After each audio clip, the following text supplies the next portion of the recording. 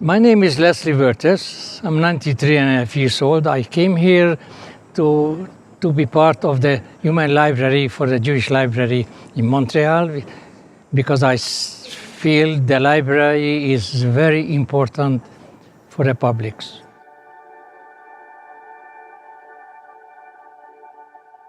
I'm Yolande Amzalag and I'm participating in the Human Library organized by the Jewish Public Library in Montreal.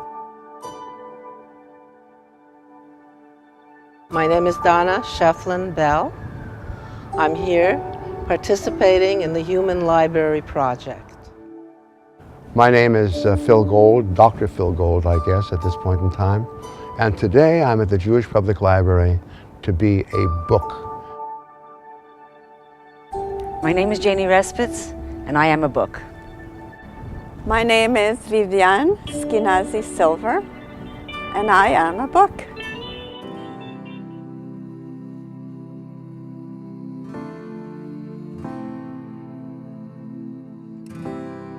My name is Maria Racina. I'm a librarian at the Jewish Public Library. Today we are running our Human Library. We have 20 human books that come and tell their story to readers that come and listen. So people come and they borrow this person and they can have a dialogue, have a one-on-one. Some stories are very, very sad and profound, so you need to take the time to listen. But after 20 minutes, you got to move on to your next story because it's a little bit like book speed dating.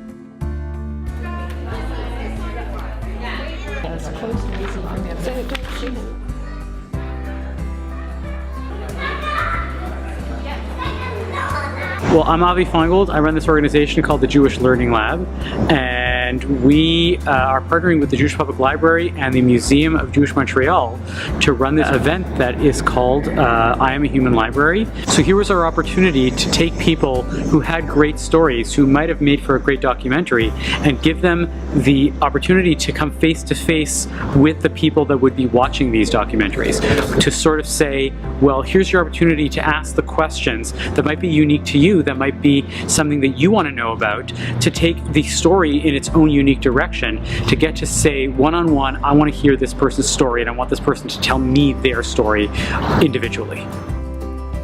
Well, the difference of sitting and listening to somebody tell their story as opposed to watching a film or reading about it is that I can answer absolutely any questions that they have.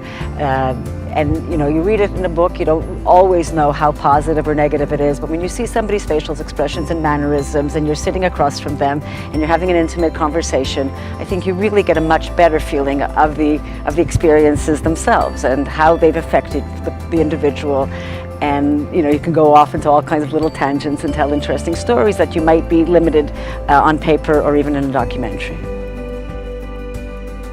And I think it's rather important, particularly, I hope, that we will be seeing young people. Because in terms of the door of a door from generation to generation, the fact is that we've got to tell young people how we got here. What it was, for example, when I was at my grandmother's house, when I was a child, obviously going back and forth to her place, everything came by horse and buggy. So I think it's important to pass on, if it isn't wisdom, at least the information of how we got here and what we hope they'll be able to do to carry on the kinds of things that we hoped, and we hope now, that our children will do. I decided that, you know what, I wanted to come and check out this event to see how talking to people about their various backgrounds within the Jewish community and how they sort of married my interest between literature and oral histories. And so far, I've talked to 3 people, which has been really interesting. Most recently, I talked with Leslie Vertes, who I've met through volunteering at the Holocaust Museum, but I learned today that he also won the Queen's Medal for his activities in volunteering, and it's the highest civilian medal for volunteering in Canada. Lots of good feedback so far. A lot of people have gotten to speak to their heroes. A lot of people have gotten to speak to people they never would have spoken to before, including people they've never heard the kinds of stories that they're hearing, or they never knew that they would be interested in them. There's stories of Yiddish culture, there's stories of escape from Egypt, there's stories of farming families in Joliet. So we've had a lot of interesting things. They were all very interested.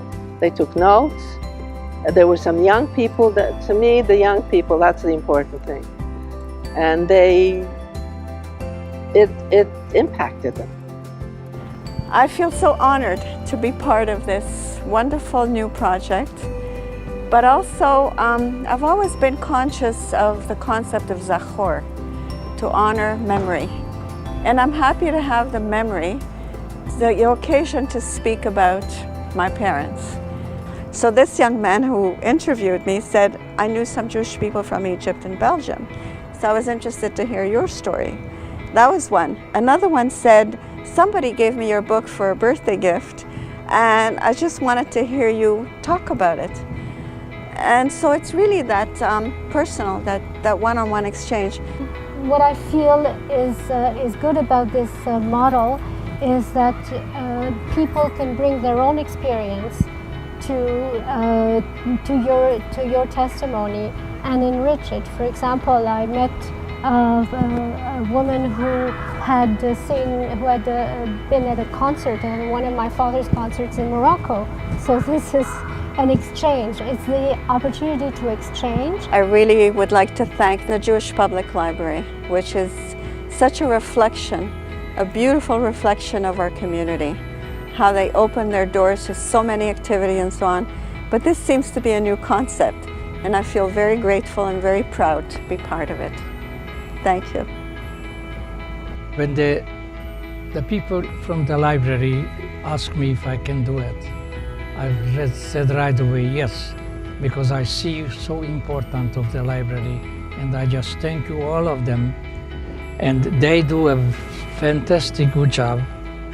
They open not only the door, they open their heart and mind to help people to find the right book, and they will read it, and they will enjoy it, and they will understand life. My opinion is the untold stories never happened.